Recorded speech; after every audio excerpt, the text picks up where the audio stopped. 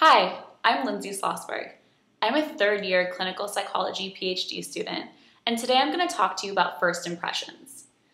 So you can't avoid meeting new people when you're not in a good mood, but you can avoid being in situations in which you don't want to meet new people without having these tips. People can tell by your body language and behavior whether you're open to making new friends or closed off. The solution? Fake it till you make it.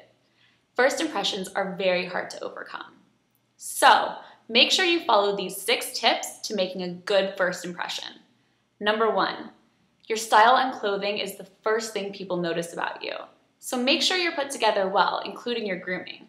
I went on a date with this guy a few weeks ago who came to the date wearing blue camo shorts, a cutoff tee, and sneakers, which was a great look for the beach. But for a first date, I was a little turned off by it. Make sure that your first date is your favorite outfit, you're looking good, you're top notch, you're on your best behavior. Number 2, exude confidence. If you're feeling intimidated, take a deep breath and be genuinely open. There's a huge difference between being cocky and confident though, so remember that fine line. Number 3, be a good listener. People enjoy talking about themselves, so just ask questions. The key to making a first impression is getting people to like you. And you can do this by showing that they are important and actively listening and trying to get to know them. It sounds so easy, but it's such a great way to make a good connection. This is also helpful if you're not in the most talkative mood. One of my favorite psych tricks is just to be silent. If you're quiet enough for a certain amount of time, almost to the point where it becomes awkward, the other person will spill things you would not believe. Also, repeating things that they say back to them in conversation shows that you're actively listening.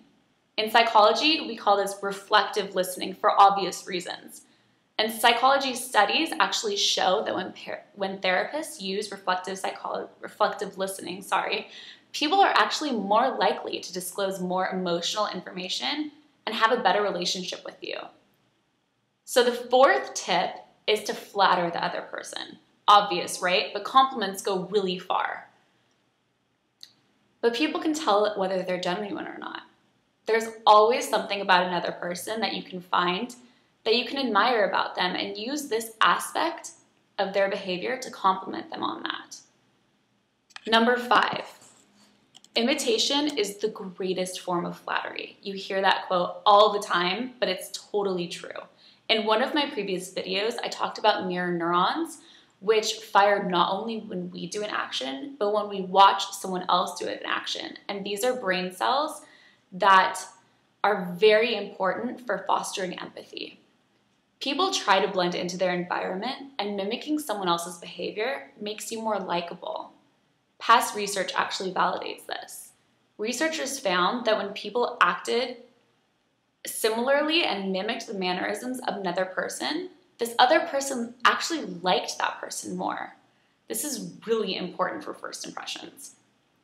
So the 6th and final tip for making a good first impression is completely obvious, but I'm gonna say it anyway. Remember your date's name.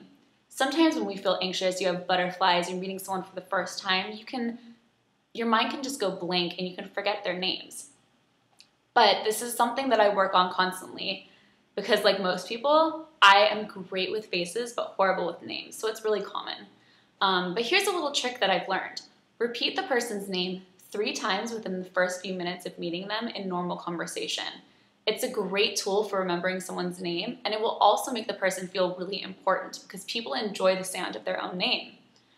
Also, you get bonus points for introducing that person to other people using their name and a meaningful statement about that person. For example, this is my friend Debbie. She enjoys communication and is studying communication at UCLA. So easy, but having that little tidbit that makes it go above and beyond really makes that person feel comfortable and flattered. So those are some tips for a good first impression. I hope you use them. I hope it works out well for you. I am really excited to be making these videos for you, and I'd love to hear your feedback, and if there's anything special that you want to see, just go ahead and leave a comment. Thanks so much for listening, and look out for the next videos. Thank you.